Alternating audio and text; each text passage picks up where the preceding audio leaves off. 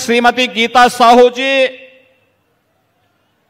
और लोकप्रिय प्रत्याशी श्री संतोष पांडे जी और उपस्थित भारतीय जनता पार्टी के सभी पदाधिकारीगण, उपस्थित बहनों और भाइयों,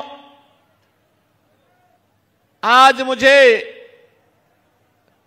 छत्तीसगढ़ की इस प्रतिष्ठित राजनांदगांव से छत्तीसगढ़ की जनता का आह्वान करने का अवसर प्राप्त हो रहा है। बहनों और भाइयों, आज जब प्रातः में लखनऊ से रायपुर के लिए प्रस्थान कर रहा था तो कुछ पत्रकारों ने मुझसे पूछा कि आज आप छत्तीसगढ़ जा रहे हैं, क्या कहना चाहते हैं? मैंने कहा भाई छत्तीसगढ़िया और सबसे बढ़िया।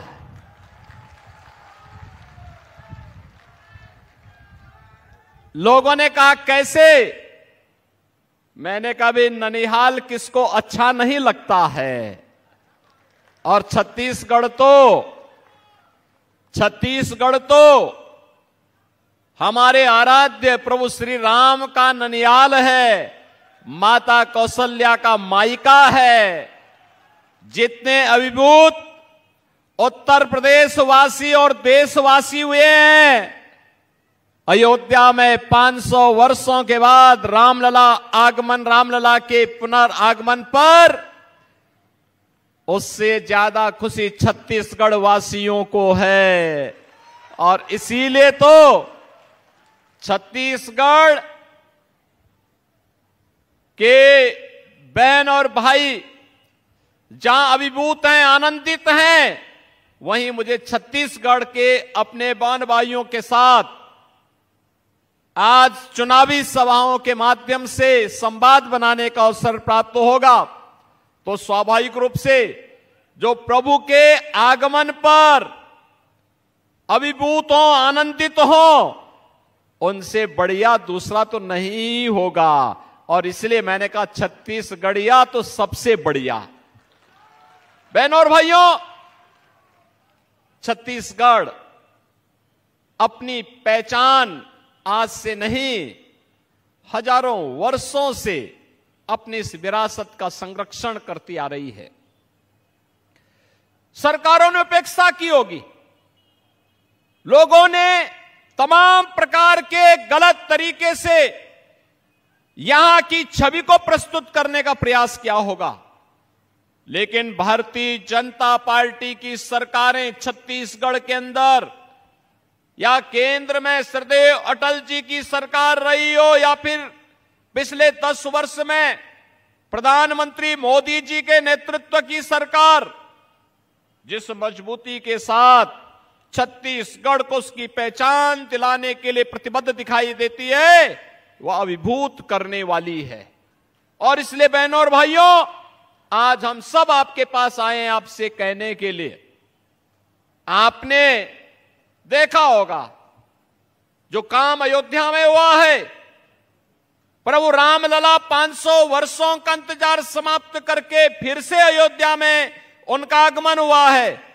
क्या ये काम कांग्रेस के लोग कर पाते? क्या ये काम कांग्रेस के लोग कर पाते? क्या देखो, जब भगवान राम को 14 वर्ष का वनवास हुआ था तो उन्होंने उस समय भी उस कालखंड का उपयोग भी कहां किया? सबसे पहले जब अपने स्वयं के अयोध्या से उनको वन के लिए जाना पड़ा तो उन्होंने इसी छत्तीसगढ़ की तरफ रुख किया, क्योंकि ननिहाल नजदीक था। और पहले चित्रकूट आए और फिर ही दंडकारण्य होते हुए पंचवटी की तरफ गए। और उस समय भी उनके सामने चुनौती थी, और चुनौती यही थी कि उस समय भी रावण के कुछ राक्षस उस समय इस पूरे क्षेत्र को, यहां के ऋषि मुनि और ज्ञान और आराधना में रथ उस समय की साधना में रत ऋषि मुनियों को परेशान करते थे, वहां के सभ्य समाज को प्रताड़ित करते थे। उनकी सुरक्षा का दायित्व उस कालखंड में हजारों वर्ष पहले प्रभु राम ने अपने कंधे में ली थी कि नहीं, निस्सरहीन करो मही का संकल्प लेकर के उन्होंने इसी धरती पर इसको राक्षस विहीन करने का जो संकल्प लिया, उसी का परिणाम था कि लंका के राजा रावण को भी अंततः अपनी पूरी खानदान के साथ दूसरे लोक के लिए प्रस्थान करना पड़ा था। बहनों और भाइयों, प्रभु राम की इस महिमा की भूमि छत्तीसगढ़ में आकर के कौन लोग अभिभूत नहीं होंगे। जब रायपुर में भगवान राम का मंदिर बन रहा था, डॉक्टर रमन सिंह जी उस समय यहां के मुख्यमंत्री थे। उस समय उन्होंने कहा था, मंदिर बनाते समय कहा कि अयोध्या में अभी नहीं बन पाया, लेकिन हम पहले छत्तीसगढ़ में बना रहे हैं भगवान राम का मंदिर। तो मैंने कहा, पहले तो ननिहाल में ही बालक आता है, जब अयोध्या पे छत्तीसगढ़ में रामलला आ जाएंगे तो अयोध्या में भी अब मंदिर बनने से कोई रोक नहीं पाएगा। बहनों और भाइयों, अगर अयोध्या में रामलला का प्रकटीकरण हुआ है, फिर से रामलला 500 वर्षों का इंतजार समाप्त करते हुए आए हैं, तो यह मोदी जी के कारण, प्रधानमंत्री मोदी जी के कारण। कांग्रेस के लोग तो क्या कहते थे? कहते थे राम हुए ही नहीं। कांग्रेस के लोग क्या कहते थे? राम हुए ही नहीं। जब राम हुए ही नहीं तो गांधी जी क्या कहते थे? हे राम। अंत में उन्होंने कहा था, रघुपति राघव राजा राम। गांधी जी के नाम पे जिन लोगों ने जीवन भर सत्ता आती आई, वे लोग राम के अस्तित्व पर प्रश्न खड़ा कर रहे हैं। बहनों और भाइयों, ये केवल राम के अस्तित्व पर प्रश्न खड़ा करने की कुप्रवृत्ति नहीं, यह भारत के अस्तित्व पर प्रश्न खड़ा करने का कांग्रेस का कुत्सित चेष्टा थी। और यही कारण था, कांग्रेस ने छत्तीसगढ़ को जब अवसर मिला, पूरी तरह लूटने का कोई अवसर वे लोग चूके नहीं, कोई अवसर चूके नहीं। भारतीय जनता पार्टी की सरकारों ने, चाहे वह डॉक्टर रमन सिंह की छत्तीसगढ़ की सरकार रही हो, चाहे वह वर्तमान में श्री विष्णुदेव साय के नेतृत्व की सरकार हो, इन लोगों ने यहां के गरीबों के लिए, पिछड़ों के लिए, वनवासियों, आदिवासियों के लिए, उनके उत्थान के लिए प्रधानमंत्री मोदी जी के नेतृत्व में और श्रद्धेय अटल जी के नेतृत्व में जो योजनाएं बनाई थी, कांग्रेस ने अपने 5 वर्ष के कुशासन में ही उन्हें पूरी तरह समाप्त करने का प्रयास किया, पूरी तरह समाप्त करने का प्रयास किया।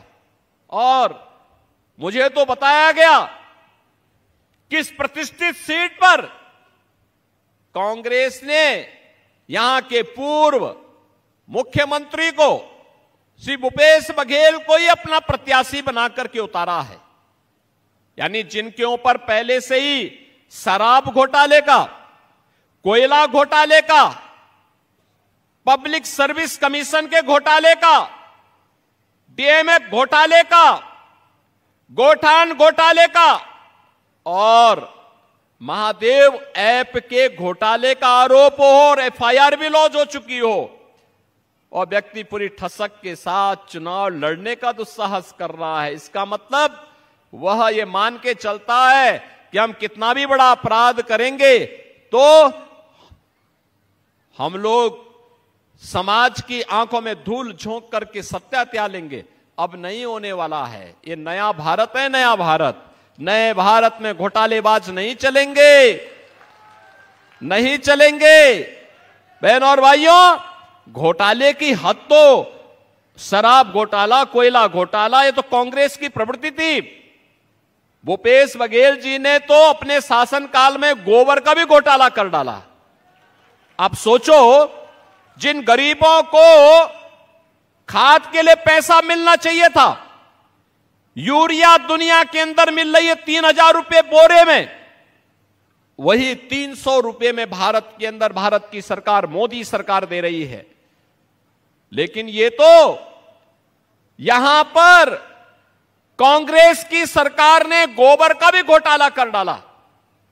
बहनों और भाइयों, यहां पर मैं सोचता हूं कभी कभी गौ माता को भी तस्करों के हवाले कर दिया गया था, कसाईयों के हवाले कर दिया गया था। लब जिहाद की घटनाओं को पूरी तरह छूट दे दी गई थी।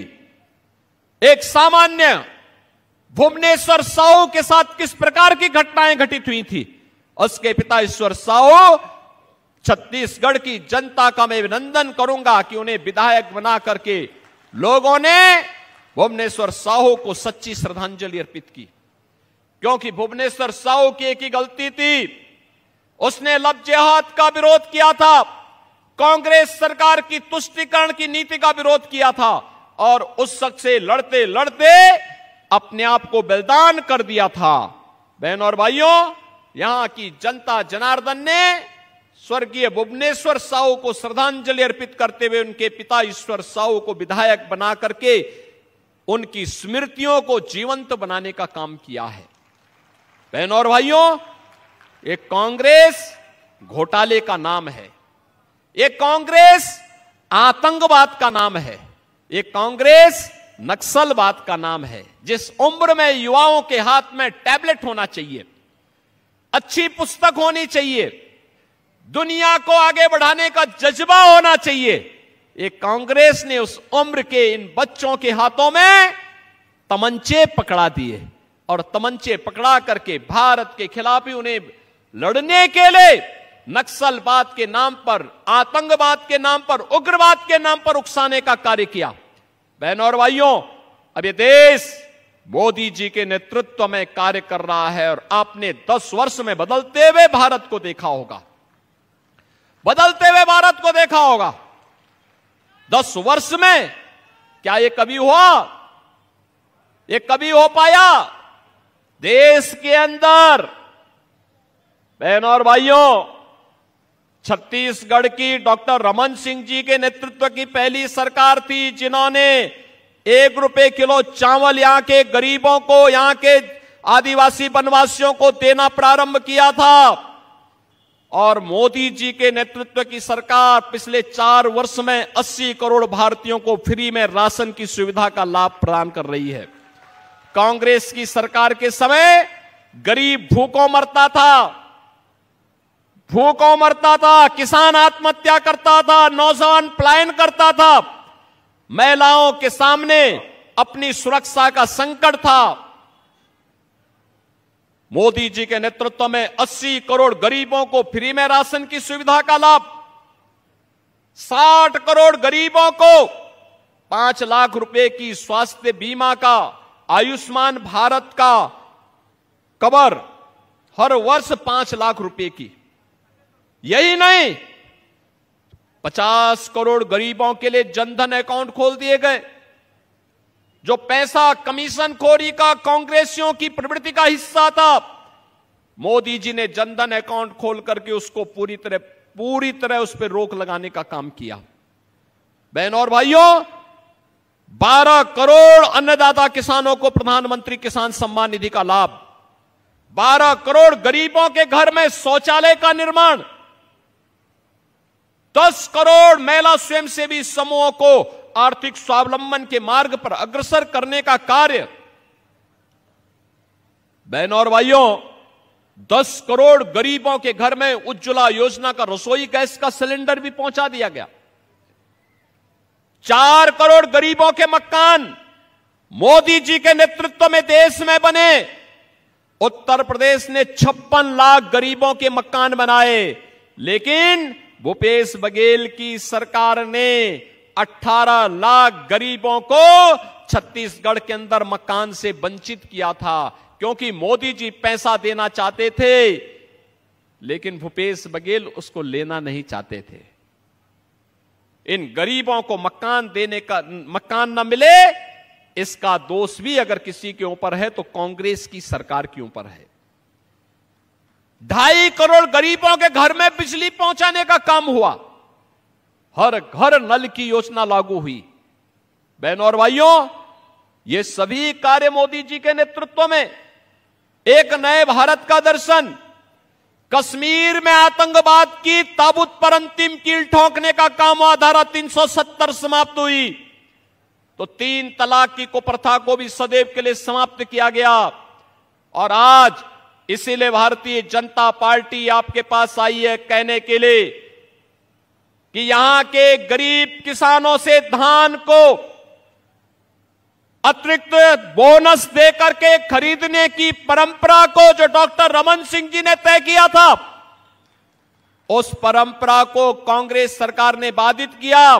जनता पार्टी की सरकार ने फिर से उसको जीवित करके यहां के अन्नदाता किसानों को फिर से आर्थिक रूप से संबल देने का काम किया।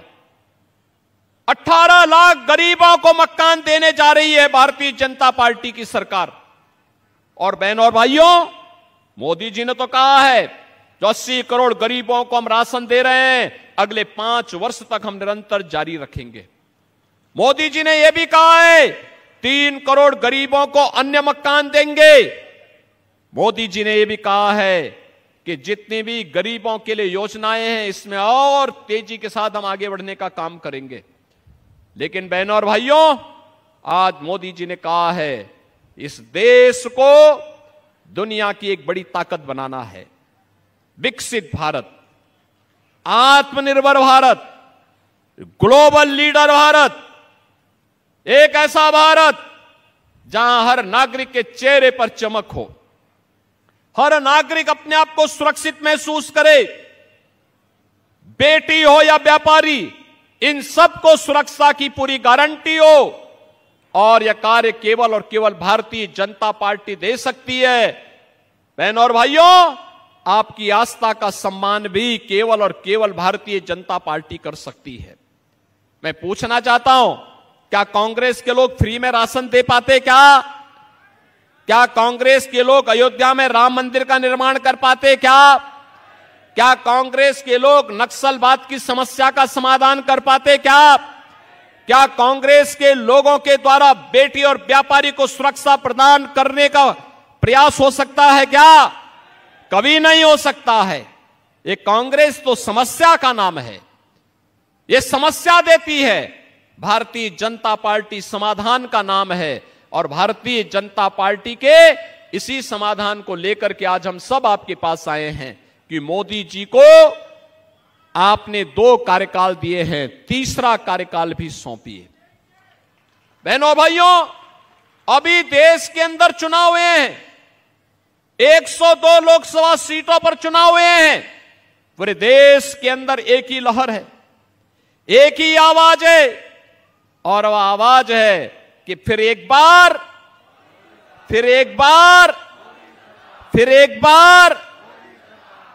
मोदी सरकार। तो फिर एक बार मोदी सरकार की जो गूंज है, उस गूंज को छत्तीसगढ़ में भी हमें गूंजायमान करना है। सहमत हैं? सहमत हैं? सभी सहमत हैं? पीछे तक मुझे बताओ, थोड़ा हाथ खड़ा करके, सभी लोग सहमत हैं? सभी लोग सहमत हैं? भारतीय जनता पार्टी ने मोदी जी के प्रतिनिधि के रूप में इस राजनांदगांव में श्री संतोष पांडे को फिर अपना प्रत्याशी बनाकर के उतारा है। सभी लोग सहमत हैं ना? 26 को चुनाव होने हैं। और बहनों और भाइयों, 26 के चुनाव में आप सबको संतोष पांडे और मोदी जी का प्रतिनिधि बनकर के घर घर जाना होगा। सहमत है ना? सहमत है? जाएंगे, विजयी बना के लाएंगे। जो लोग जातिवाद के नाम पर और अन्य तमाम वाद के आधार पर यहां बांटना चाहते हैं, उनको दरकिनार करेंगे। सभी लोग सहमत हैं? सभी लोग सहमत हैं? कमल चुनाव चिन्ह पर विजयी बना के भेजेंगे। बहनों और भाइयों, आप सबसे मेरी अपील है, किसी संतोष पांडे जी को कमल चुनाव चिन्ह पर भारी बहुमत से विजयी बनाने का आप कार्य करेंगे। आप सब मेरे साथ बोलेंगे, भारत माता की, भारत माता की, भारत माता की।